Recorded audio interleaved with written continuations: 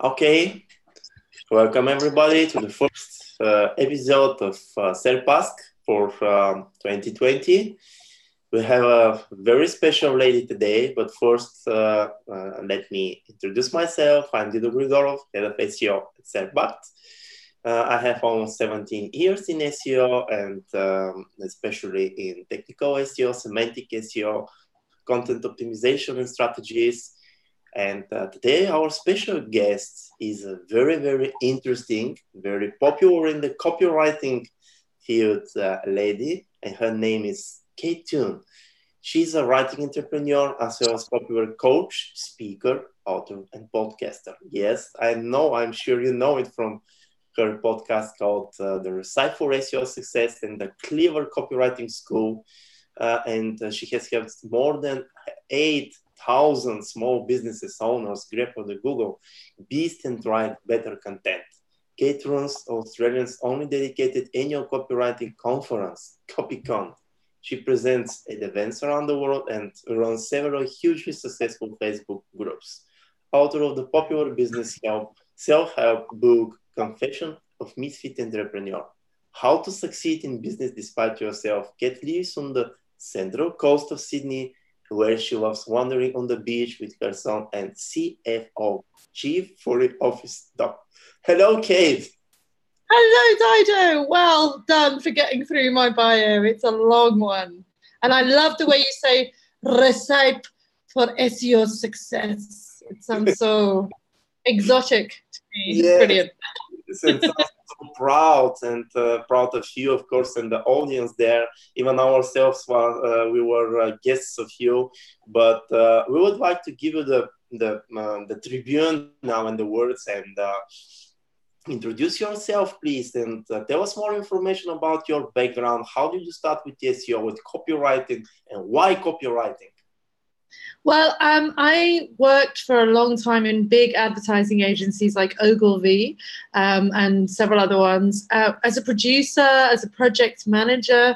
Then I moved into copywriting. And then a long time ago, before SEO was really a thing, I moved into SEO, technical SEO like you. And, you know, working through it was much easier then. But this is like 12 years ago. It was very easy.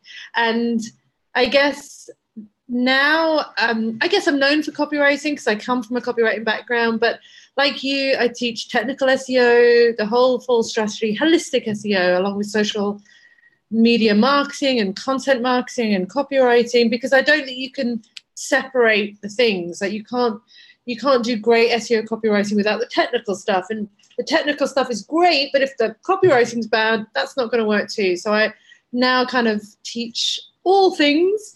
And yes, I have the podcast and the courses, and you guys, both you and the lovely Nicola, have been on my podcast. And yeah, the copywriting, there's a lot of things, Dido. It's a lot, but it's good fun and I'm enjoying it. So yay. Yeah, totally. Yeah. And what about your conference, actually, COPYCON? When did you start organizing it, and how do you think the whole thing is a very time-consuming and energy-consuming? It's such a lot of work. I have a couple of memberships, paid memberships, and one of them is for copywriters. And I have about 300 or so copywriters there. And wow. CopyCon really just started as a way for us to get together. Australia is very big. And so, you know, I do a meetup in Melbourne or a meetup in Perth. But people in Sydney can't go to Perth because it takes like 6 hours to get to Perth. So we decided we'd have one event a year, and it started just as a meetup. It turned into a conference. I've been running it for 3 years now. The next one is in 2021.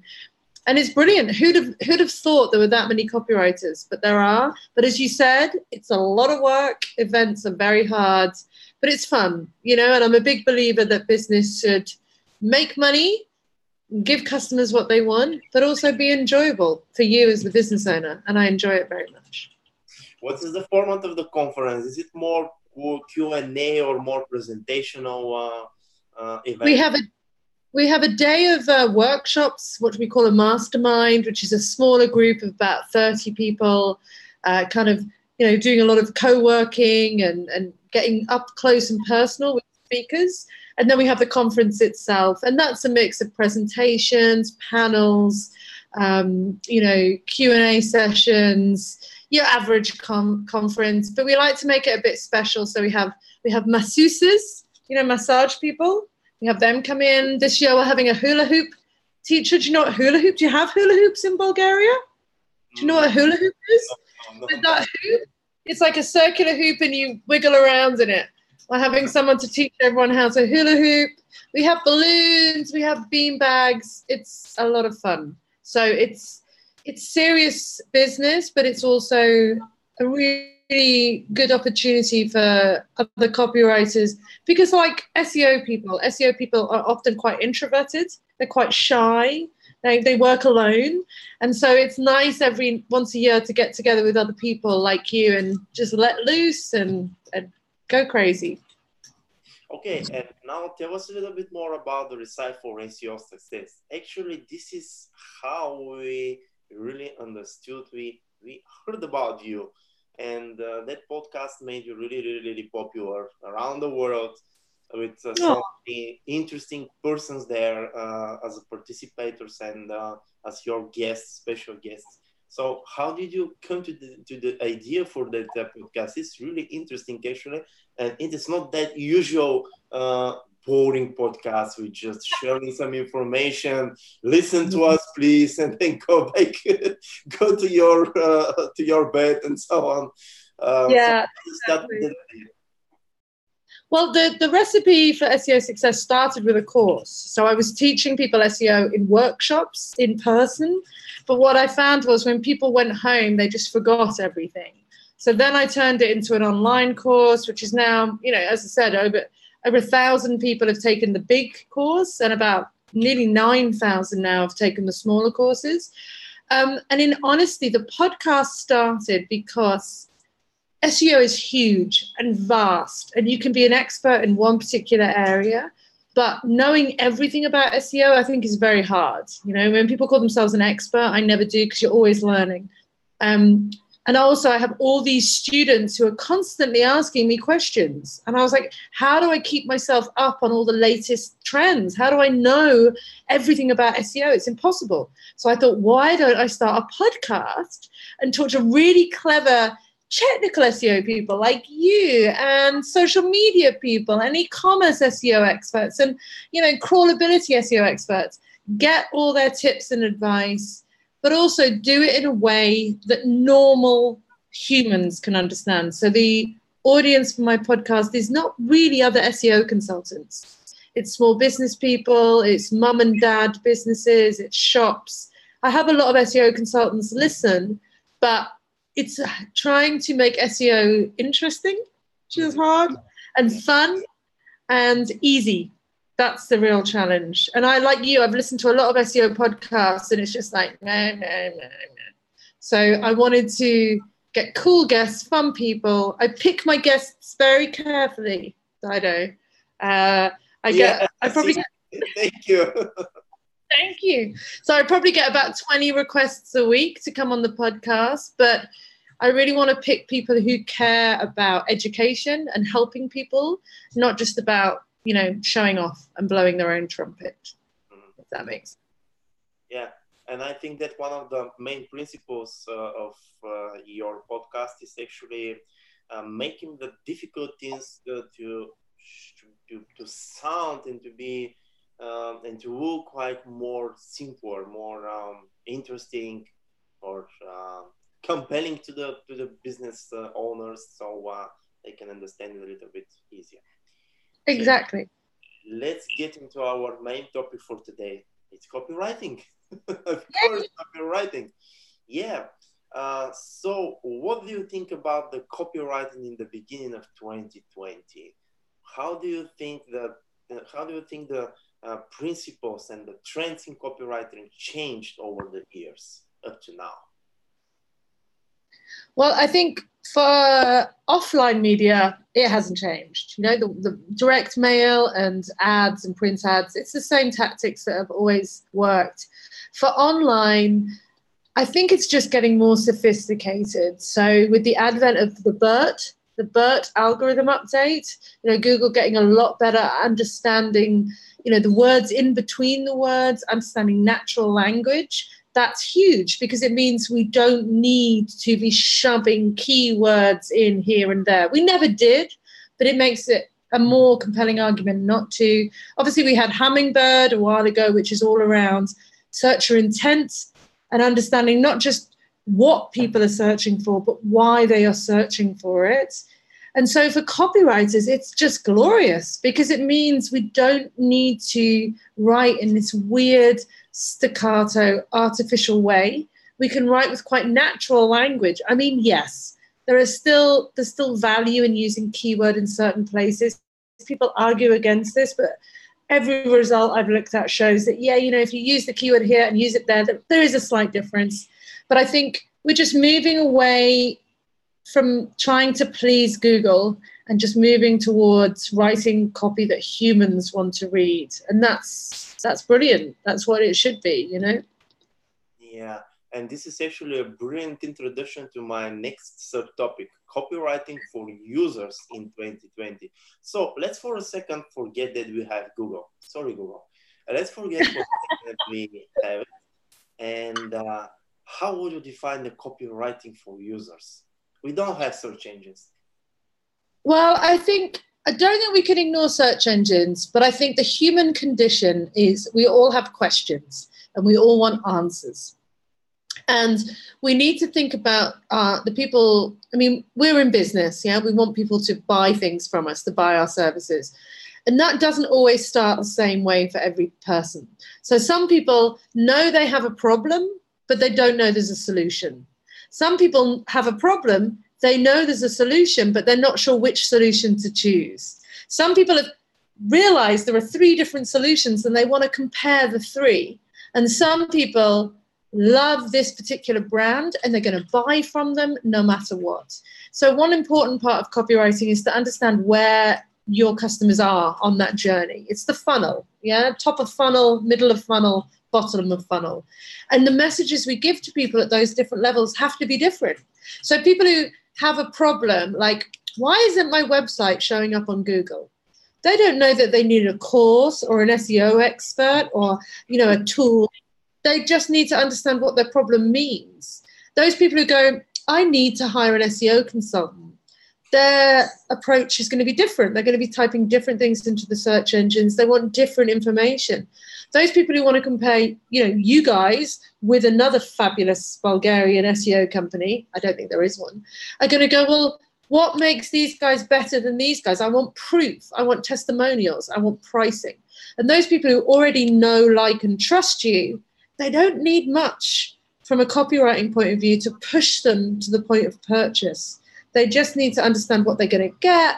They need some honesty, they need some transparency, and they need a price that they can afford. So really understanding where your customers are at in that journey is so important no matter what media you're on, no matter whether you're doing offline or online. But particularly because we are reliant on search engines, we are. Understanding what people are typing into Google. And I do think that's changed, don't you, Dido? Like, we're all talking to our devices. Yeah. We're going, who is the best? What is this? How do I? We're asking questions. And Rand Fishkin, as we know and love from Spark Toro, said that, Google has changed from a search engine into an answer engine. And we need to be aware of that from a copywriting point of view because it changes the way that we write copy. Yeah. Don't you think that people became a little bit sensible to the format of the content? So, for example, if they see just a small article or something that is not so comprehensive, maybe they will skip it, they will try to find another good answer. What do you think about this? And do you think that the copywriter should think about the format of the content? Absolutely. I mean, I think copywriters should think about usability, the usability of a website. How do you get to the content? How big are the buttons? Is there good contrast? I think that's important. But yes, absolutely. We've seen that longer copy generally gets more shares, more likes, more comments, more engagement. And whether that impacts ranking or not, that's a different question. But yeah, exactly. If I ask a question and I go to a post and there's one paragraph of copy, or I go and look at the next post and it's got paragraphs and subheaders and links and quotes and a video and graphics, which one am I going to read? You know, sometimes you need a quick answer. I love that, you know, I remember asking, I forgot his name, not John Mueller, the other guy from Google, you know, how long does copy need to be? And he always said in his mercurial way, as long as it needs to be. So if you're looking for a recipe on how to boil an egg, it needs to be 100 words.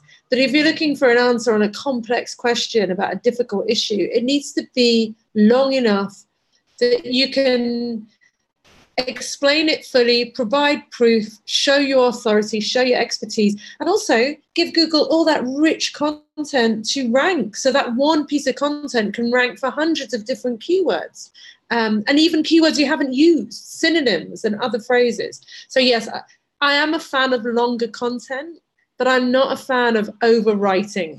I think, you know what I mean? The writing has to be good. Yeah. If you've only got 500 words worth of content, write 500 words. Don't try and stretch it out over 1,000 and pad it with adjectives and silly examples, because people can see through that. You know, it may get Google to your door, but at the end of the day, customers can see through that much better than they used to be able to, just as you said, you know? Yeah. And another supporting question here, we have been trying to educate our clients here that formatting of a content is something really, really important. What are your principles when it comes to formatting, and do you recommend it? Because we know that people here are sensitive, they're exquisite, they would like to see really good formatted content because they scan. But what is your opinion here as a specialist? Well, like I'm obsessed with formatting. I love formatting. You know, I love larger headlines that really signpost that this is the title of the article. I like clear subheaders in a different color, so that if I scan, because people don't read content online, they scan it. So they're looking for signposts, they're looking for subheaders and bolding. They also need white space between the copy, like a big lump of copy. It's quite hard to digest. As you break it up into shorter paragraphs, if you use bullet points and breakout quotes and graphics, it's just a more pleasant reading experience. Now, of course, with something like AMP will strip out all of that and you just get the plain text. That works really well for news stories, for articles where you want a quick takeout. But we don't always want a quick takeout. Sometimes we want a story. Sometimes we want to be entertained. Sometimes we want the video. Great example of this, I think Brian Dean from Backlinko does a beautiful job of creating really long form articles that are really well formatted, that are a joy to read. It's enjoyable reading them. And he breaks them up with videos and quotes. So I think it's just consider the user and consider the content. Not all content needs to be pretty. Some can be basic, but you know, sometimes it really helps to have, you know, a nice image and a nice piece of white space and some nice colors, you know. Yeah, you mentioned something about Google EMP for the very first time today. What is your opinion about Google EMP? We see that Google continues to develop it. It's a really good platform, actually. And I really love the speed of opening a piece of content to the mobile phone. It's amazing. Wow. But what do you think about it and the presentation of a content with Google EMP? What's your opinion? We have heard so many different rumors here and opinions. No, we don't like it. We hate it. We never implement it. This is we lose our branded way. What do you think about EMP? Well, I mean, obviously we all want fast sites. We want sites that load in under 3 seconds, but sometimes that's just not doable for whatever reason. I think you should give people the option. It's very rare that I read AMP. I like pictures and stuff. But sometimes if I'm reading a story and it's especially for new, I mean, I do think it suits news sites. It's not so much for small business, for e-commerce. It suits sites where, that you're trying to get across a piece of information very quickly and you don't need a pretty image and a rotating banner and a video and JavaScript and all that kind of stuff. So I've implemented it on my sites. I don't think it's going away. I don't think it's an alternative to improving your site speed. I think you need to improve your site speed, But I think, especially for, like the New Yorker, the Sydney Morning Herald, the Guardian, I read most of their articles. I read the AMP version because I don't want to see the ads. That's one thing. I don't want to see all the flashing ads and the wiggling stuff. It's distracting. And, I'm viewing it as mobile usage becomes more and more prevalent. I'd say 70% of my customers now are viewing my site on a mobile device. All the pretty pictures and stuff, they just don't work. I just want black text on a white background so I can read it because the sun's shining on my phone. I've got 2 seconds to read this. I'm on the bus. That's when I think AMP comes into its own. But I appreciate that some people don't like it. It's a Google idea. Some people just determined not to like Google. But yeah, I think it has its place. Okay. Let's go to the other subtopic for today. It's copywriting for SEO in 2020. Yeah. Mm-hmm. Don't forget about the users and let's think about it. They're changing.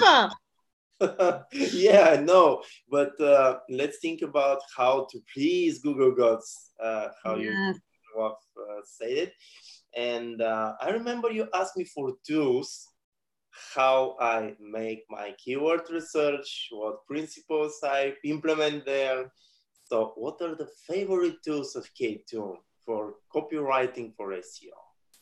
Well, we did a great episode on advanced keyword research on the recipe for SEO success. If you haven't listened to Dido's episode, I recommend you listen to that. What I particularly liked about what you talked about was grouping the keywords by searcher intent. Yeah. And also grouping them with like a kind of a hero keyword and then synonyms, which I think it's really great approach. And that episode is one of really popular episodes. So listen to that. That's my first one. Thank you. That's good. Like, I don't think you can ignore the big three, the Moz, the Ahrefs, and the SEM Rush. SERPs, that I'm beginning to look at as well. I think that's improving a lot. What I'll generally do is I will do my keyword research. I'll identify my focus keyword and my synonyms, and then I'll put the tools away. I will put the tools away, and I will try and write the most engaging, conversational, endearing piece of content I can create with conversion and all the things we've just talked about. And then, look, I do still think there's value in the 7 spots, the 7 spots for your keyword. So, you've got your focus keyword in your URL, if that works. You've got it in your title tag at the beginning, possibly in your meta description. It's not used for ranking, but your meta description is much better to be used as almost like a little mini advertisement for your content, like a 2-line ad. But if you can get your keyword in there, great, that helps too. Try and use it in my H1 tag, my main title, if that works. If not, I use it in my H2 tag. So we've got URL, title tag, meta description, H1, H2. You're going to probably, without even meaning to, use it in your first 100 words. You're going to use your image alt tag. You're going to use it in your image file name. And then you're going to use it in your internal links back to that page. You're going to wrap your links around keywords. After that, I don't really care about my focus keyword. Because if I'm writing, it's not about focus keywords. It's about the focus of the content. If I know who my audience is, I understand their searcher intent, I understand their questions, their pain point, and their problem, I'm going to naturally use relevant keywords without even trying. Now, lots of people say, oh, keyword research is dead. I don't agree with that. I still think there can be a lot of value in looking at two different keywords. Sorry, I did that. 2 different keywords and going, this one has a lot of traffic. This one has a lot of traffic. But there are fewer people competing for this one than this one. So if I could pick one, I'm going to pick this one. And it may not be that I ignore the other one completely. I'll still use that in the article. But I do think, especially from a small business point of view, from a business point of view, often the things we think people are searching for they're absolutely not what people are searching for at all. So I do think keyword research is essential, but I don't think you should then try and hammer keywords into every bit of the copy. You should just write great copy. And Google follows humans. So I have written blog posts on my website that had no keyword research. There's no focus keyword. I didn't do any SEO on them. And they've had 150,000 reads.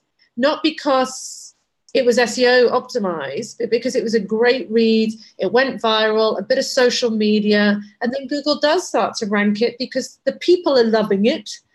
And, you know, people say that traffic isn't a metric, social media isn't a metric, but I don't know. Sometimes I think it probably is. You know, if you're a great writer and you write content that helps people, I think sometimes you can almost ignore SEO, not the technical stuff. And this is a really important thing to say, and I'm talking too much, but let me just say it. SEO copywriting cannot help a poorly coded site. So if your site is technically flawed, if it's slow, if you have crawlability errors, if it's not responsive, if you have schema issues and other issues, you can't outright that. And that's the biggest problem, because I think a lot of small businesses and business owners think, oh, I'll get an SEO copywriter to help me. And it's like, no. Your site takes 22 seconds to load. That's your problem. Fix that, then hire the copywriter. And so, yeah, I think that's a really important thing to say, that SEO copywriting isn't going to solve all the problems. Yeah. Also, what do you think about some people approach this kind of more holistic approach when they will make a keyword research, but they will forget about the keyword research with the tools, with the softwares. They will start researching and reading the results on Google. And after that, they will start collecting some phrases around their topics, common phrases, co-occurring phrases. This is a very favorite topic of Bill Swansky, actually, the co-occurrence phrases. So what do you think about this? Do you do it in your regular practice every day? Look, I like to do a mix of things. I do think that SEO is not black and white. It's experimental. So I will do some posts that are fully keyword research, that I have a clear keyword that I'm going for and I want to go for it. I'll do other posts that have no keyword research and are just written to entertain, to build authority, to build endearment.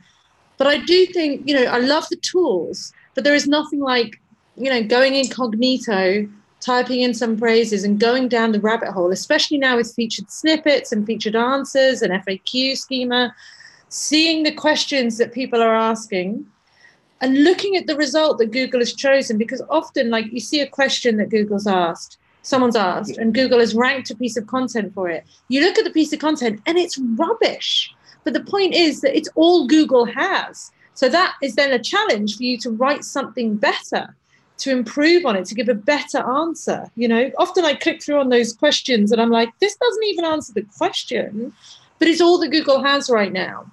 So I do think there's value in going down the rabbit hole, as we would say in Australia, and, you know, seeing what people are asking, responding to those questions. And in truth, if you know your audience, and my audience is very vocal about what they want, they tell me the articles that they want to read. They tell me the questions they have. And then regardless of Google and keyword tools, I know that I have a ready-made audience. Where I've got 9,000 people in my Facebook group. If I write a piece of content, I know that 9,000 people are going to read it, and that's enough. Do you know what I mean? If anyone else reads it, that's a bonus. So I do think there's value in sometimes ignoring the tools. It's all experiments. We should play. You know, I think we should play, and all the reports and the tools and the results will give us trends and ideas, but really only we know by doing it. You only know by doing it, I guess.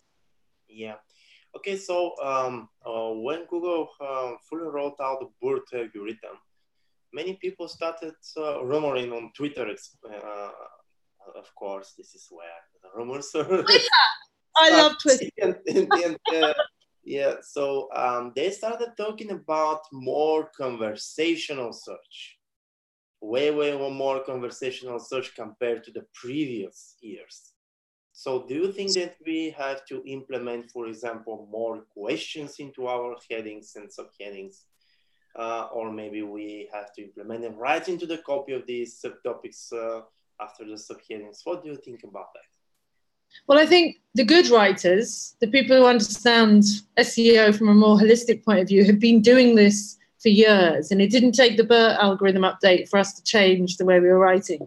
But still, to this day, I will get SEO consultants sending me lists saying, you need to use Dentist Sydney. You can't even put the word in between them. It has to say Dentist Sydney. And I'm like, but I can't use that in real copy because that's not how people talk. That's not how people write. It's going to sound weird. And they're like, no, it has to be exact match. So I'm really glad that BERT was announced, because I think that's finally stopped people thinking you have to write in this weird keyword way. Yeah. Conversational copy has always been a thing. I just think that BERT has made some people who were very attached to exact match keywords and keyword stuffing go, okay, we're dinosaurs. We need to get with the program.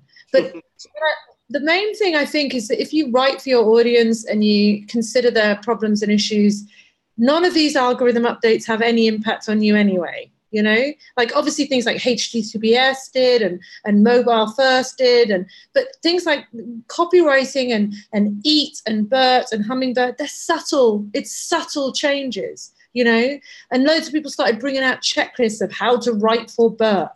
There isn't a way to write for BERT. You just write for humans. Google's just getting better and better at replicating the human experience. That's what it's trying to do. It wants to understand content the way that humans do. So for me, it makes life a lot easier. So yeah, but I do think, you know, I think it's, again, Rand Fishkin, who did a study that says, you know, something like, and I think Eric Eng says it as well, that voice search queries and question-based queries are now something like 20% of the search results will generate a featured answer or a featured snippet. So it's the who, what, when, how, why, where, the magic 6. So instead of, in the olden days, we might have written a post like press releases, the best way to write them. Whereas now we would change that to how do I write a press release? And that would be the title of our blog. It would be the title tag. It would be the H1. We would answer it with a 50-word paragraph that's snippet bait that Google can just take and put it into the search engine results. And then we would answer it longer. So I do think you've made so many great points today about structure and formatting and questions. I do think it's changing, because if you do a voice search right now, Google will often only give you one result. You know, they're not giving us the choice that they used to. They're picking the best answer. And so you need to be the best answer. You know, that's really important. Okay, so since we are still talking about copywriting for SEO, do you have any special receipt for featured snippets? Yes. I think for featured snippets, you really need to understand the questions that are being asked. You need to use the question as the title tag. You need to use the question as the H1. You need to write a 50-word answer, a short answer. You need to have an image near that answer, so a contextual image that's relevant to the question. So if the question is about polar bears, have a picture of a polar bear. Don't have a picture of a hedgehog, yeah? Then you can go on and answer that question in more detail. But try to make Google's life easy. Work with Google. Look, Google's not going anywhere. They're changing the search engine results pages day by day. We need to work with what they're giving us. We need to remember as well that the organic results are still free. They're still free. They're trying to take away more and more of them. I'm getting 5 ads now. 5 ads, then the local pack with an ad in it. So really the organic results I'm getting, I've got 3 spots. Do you know what I mean? So getting the featured snippet, getting position 0, being able to rank above all of that is vital.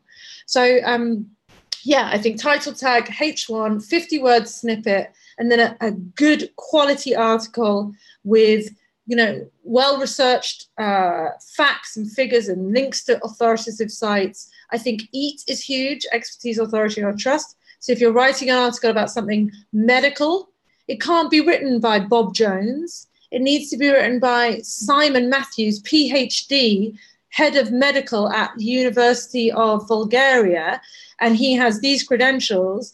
That's going to help your featured snippet rank #1 as well. So it's common sense, eh? Like, I don't want to read an article about brain cancer written by some random. I want to read an article about brain cancer written by an authoritative source, So I think it's common sense. Yes, absolutely. Another thing we've seen during our practice actually is when people come to us and they say, I have a brilliant piece of copy. And when you open the document, you see massive blocks of paragraphs without any headings, without any subheadings, without anything. So what do you think about this? And let's put more emphasis here, why this is important.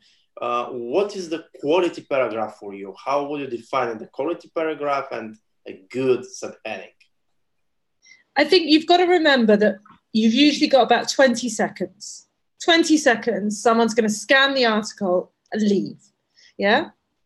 Now, that's okay if sometimes they get the answer they need and they remember your brand and they're like, wow, that was a great article. I got my answer really quickly. So you should be able to read the headline and all the subheaders and understand the entire article. That's a win. Yeah? Your 50-word answer, it's almost like a tease. It's like you give something quality, but you don't give everything away. Don't give everything away. So an example of a featured snippet that I have is how much should copywriters charge? So if you type the question in Australia, if you type how much should copywriters charge, my site ranks as the position 0. It gives some hourly rates, which is useful, but it doesn't tell you everything. And so what hopefully people do is go, well, that's a pretty good answer. Google's picked it out of everyone. She's the authority. I'm going to click through and read the rest. Because again, Rand Fishkin said that something like, 60% of featured snippets, don't yawn, this is interesting, Dido. 50% of featured snippets don't generate a click. And that's terrible for business owners. Like, we want people on our websites. We want people to convert. So I think it's give an answer, but don't give the entire answer. Tease a little bit. Show a little bit of goodness, but don't give it all away. I can see we're getting questions from our listeners.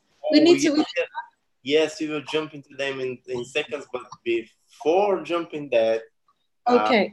You mentioned something about converting. Do you know that I was asked several days before the webinar, secretly, but I will reveal the secret now for you. Hey, ask Kate for what is a converting copy? How to write a piece of content that converts? Gosh, it's a big question. I think in honesty, you have to really understand the pain point, the problem that you're solving. So there's a formula in copywriting. It's called PAS, P-A-S, problem, agitate, solution.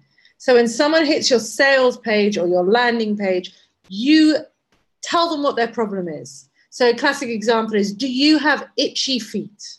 Do you have itchy feet? Yeah. And then you agitate that problem. Are you scratching all the time? Do you feel uncomfortable? You can't concentrate on work? You're going to lose your job. Your wife's going to leave you. I'm joking. But you agitate the problem. Like, take that problem to 100%. What's the worst it could look like? You would present that. And then you give solution. So problem, agitate, solution. Solution is, we have an itchy foot powder. It's going to take away your itchiness. It's going to change your life. That's your opening paragraph. Then you move into talking about features, benefits, and advantages. So the itchy foot powder, the feature is it comes in a 100 milligram carton. Yeah, that's not interesting. That's just a feature. The benefit of that is you can pop it in your laptop bag and take it to work.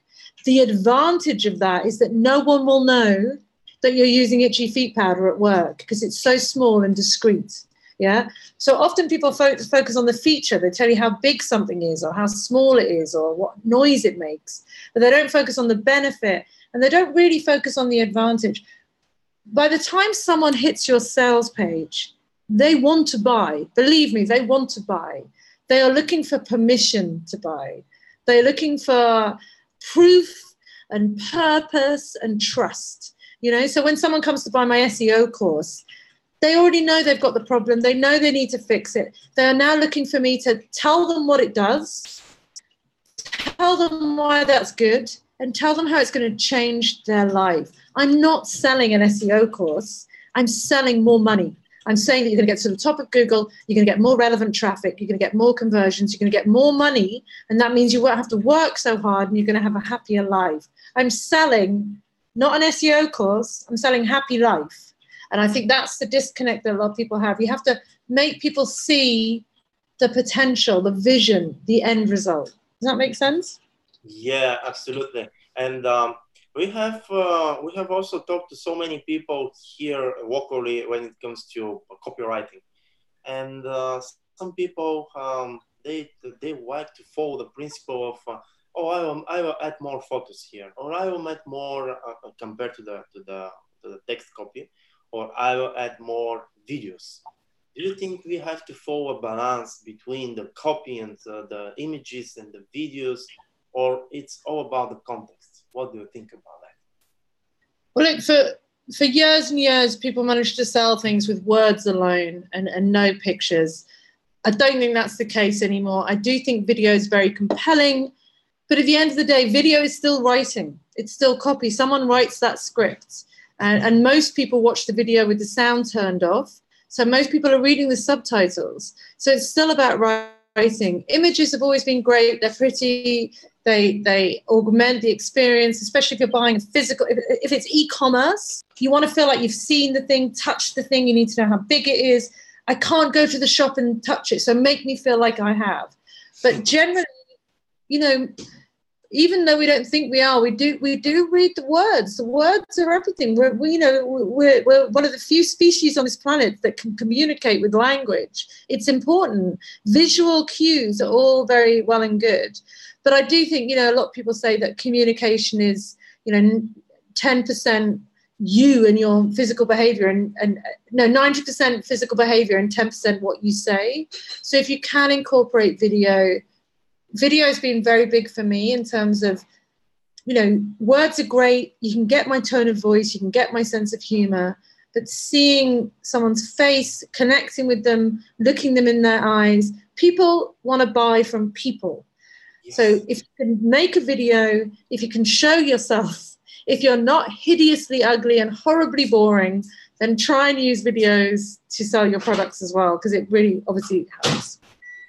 Okay, and if we let's summarize your great advice here today, and thank you for sharing your knowledge with us. And then the question: what is a perfectly optimized piece of content for search engines and people? Oh my goodness, that's such a good question. I think the perfectly optimized piece of content is written by somebody that knows their audience back to front. It knows their pain point. It knows their desires, their preconceived beliefs, their fears, and it answers all of them. It reassures, it trusts, it entertains, it provides proof, and then it ticks all Google's boxes. It loads quickly. It looks great on a mobile. It's easy to find. It's formatted beautifully. It offers multiple ways to enjoy the content: video, photos, text, and it has a strong call to action. It finishes. It asks you to take the next step in a way that you understand. It has a big fat button, maybe several buttons, that answers the question, I want to ... I want to buy it now. I want to read more. I want to get this newsletter. I want to subscribe to the podcast. It finishes the story. But at the end of the day, the most important thing is I love Google. I love robots. I love AI. But people buy from people. So making a human connection is still number one for me. And Google's getting better and better at it, but it's not quite there yet. They're still robots. We're still human. We're still winning. Okay, thank you, Kate. So we have so many questions today from Kate, and it was expected actually because copywriting is important for so many people, and I would say for every website owner. So let's jump straight into the questions, and the first one is related to the publish rate. So one of our visitors today and watchers would like to ask you, if you have a new website, how many posts per week we should aim to write? So look, back in the day, 10 years ago when I started out, publishing blog posts was a really quick route to SEO success. I don't think that's true anymore. I don't think Google rewards consistency.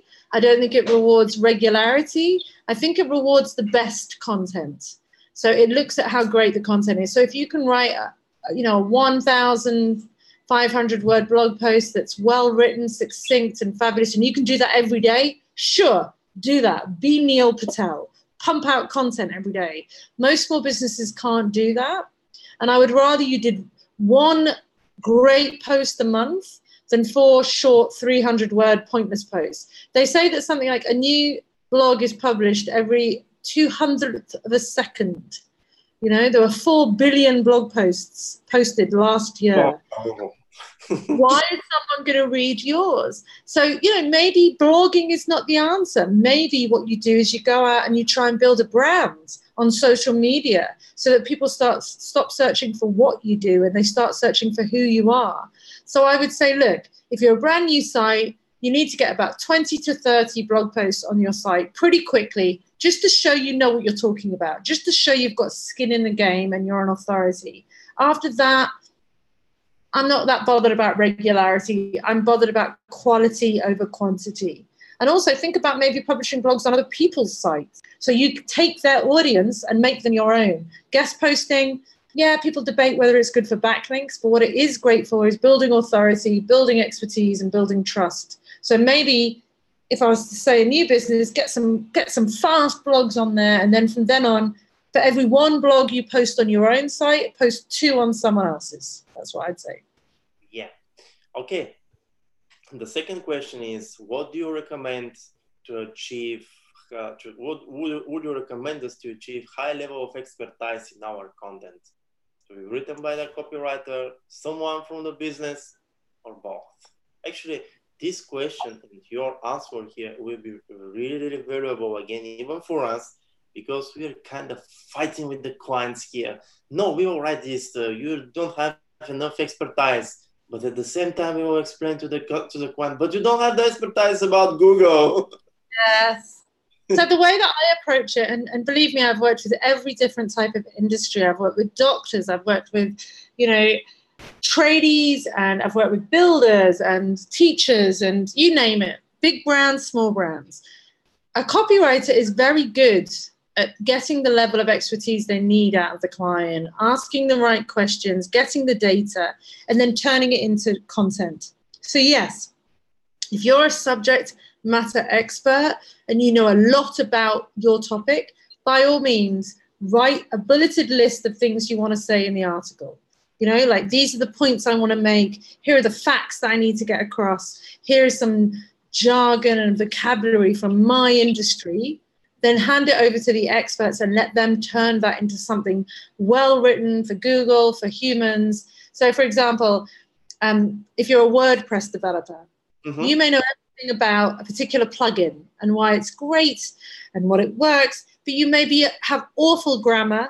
You may have terrible writing skills. You might be boring but you know your stuff. So let someone take all the knowledge out of your head and turn it into something digestible and fun. So it is both. It's both together. You need the expert and then you need the expert. But they're experts at different things. So what I will often do when I'm writing blog posts, for example, is I'll get the client to do what I call a skeleton draft, the bones of the article, the bare bones, bullet, bullet, bullet, bullet, bullet, bullet, bullet. And then I go away and turn that into full sentences, paragraphs, and make it sexy. Yeah. Okay. The next question is really quick, actually, for you, but I really would like to ask you, and I will restrict it to just one. Which is your favorite keyword tool? Just Oh, that's so hard. I can't pick one.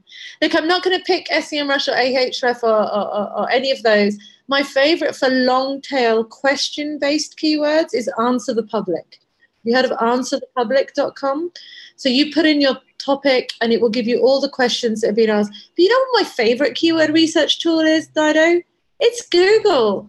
I like going into Google, turning on incognito and just typing my questions in, or speaking to Siri, or hey Google. That's what I like, because that for me gives me the honest answer. It doesn't give me stats and cost per click and traffic and difficulty rating. It shows me what real humans are typing in and the answers they're getting, and then I can improve on them. Yes, actually, my favorite keyword tool is also Google. This is where you can really get so many ideas for seed keywords, and you have so many opportunities for extracting this kind of, expanding this kind of knowledge you gain from Google. So yeah, Google is the best tool actually. And yes. The last question now is again about images. So people started talking about images more and more. I think right after the official article for best practices of Google for images. But we strongly believe that just an image won't convert. So what's your tip here? What's your advice? They say that, you know, an image speaks 1,000 words. I think a strong image really is important, and a lot of content that I look at that business owners make doesn't have an image at all. It's just content. And I do think images draw the eye. You know, they stop the scroll. We're all just trying to stop people scrolling and make people click. And images are always going to be better at that than words, unless it's shocking clickbait words, yeah? So images are super important. In terms of optimizing them from a tech point of view, we know this. They need to be the right dimensions. They need to be the lowest K size possible. You need to smush them, all that stuff. We know that. That's tech SEO. From a copywriting point of view, remember that, you know, the image file name is a fact. It's a tiny factor, but the image file name should be descriptive. Don't keyword stuff. Don't be like, you know, SEO course 1, SEO course 2, SEO course 3. Try and be descriptive with your images. You know, explain what the image is. Remember that a lot of people who are sight impaired use image alt tags and image file names to power screen readers. So it's a picture of a polar bear on an iceberg. The alt tag needs to be polar bear on an iceberg. You know, it needs to be that. I would sacrifice Google optimization in terms of file name and alt tag for clarity and relevance. But I also think the placement of your image on the page, I do think that makes a difference. So, you know, don't put the polar bear next to the paragraph about parrots. Put the polar bear next to the paragraph about polar bears. And again, it sounds obvious, but you and I know, Dido, that lots of people don't do what's obvious. You know, they load a 5,000 by 5,000 pixel image into a page and then wonder why no one's looking at their blog post, you know? So I think with images, it's pretty basic. I don't think there's anything particularly sexy or super clever to do. I think it's the basics.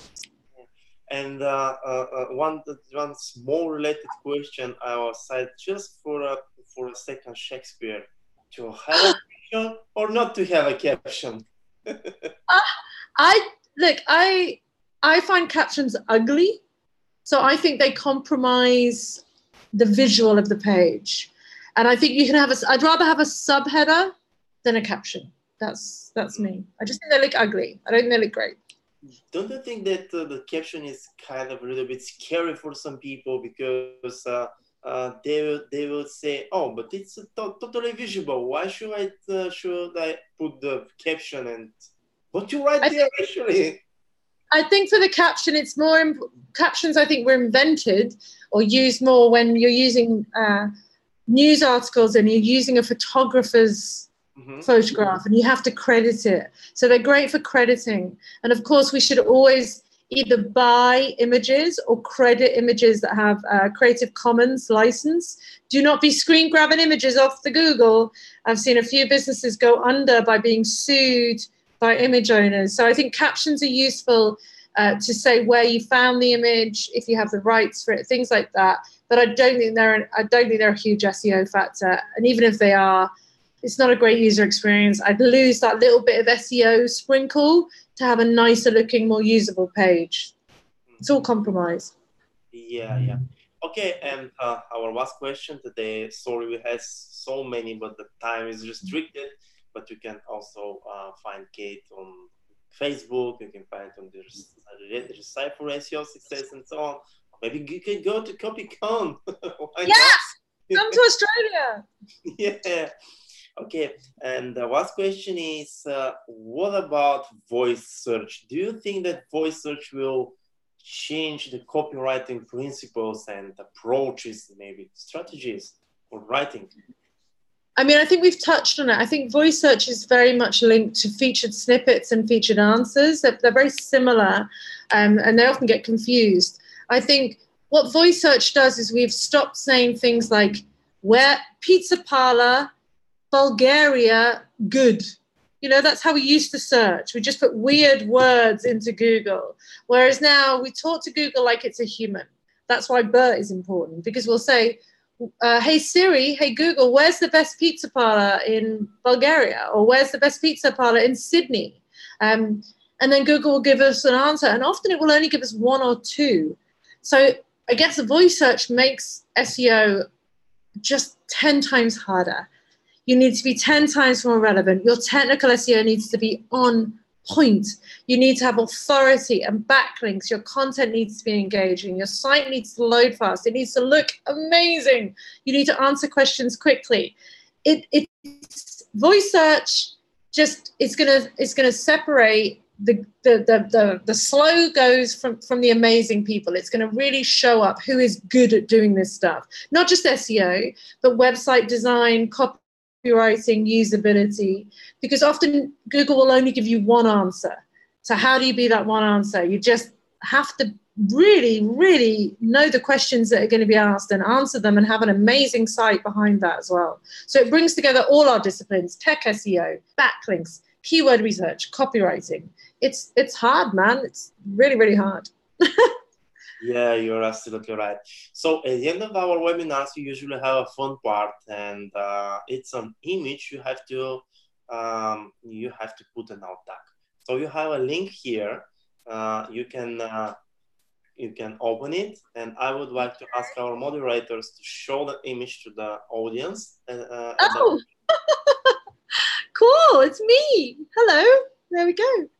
Proud of you with that image, but how would you put the alt tag, and what is actually that event? Can you give us more details? That is me speaking at an event last week. Wow, that's crazy. In Sydney.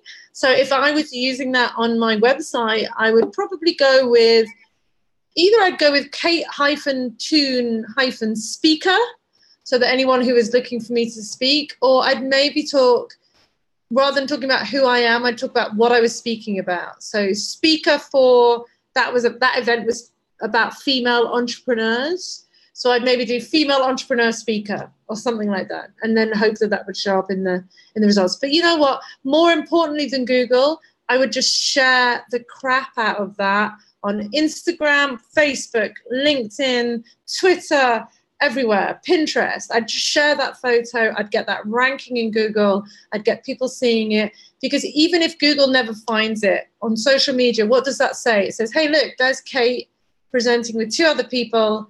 She must be good at what she's talking about. Why would anyone ask her to speak? So as you said, we talked about earlier, an image speaks 1,000 words.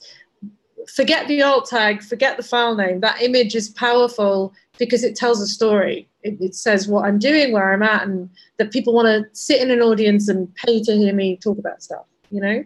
Okay. Before going offline, what is can you summarize your tips today in 1, 2, 3, 4, 5 for our audience? How do they write a great copy for their websites? Gosh, okay. Tip 1, understand your audience.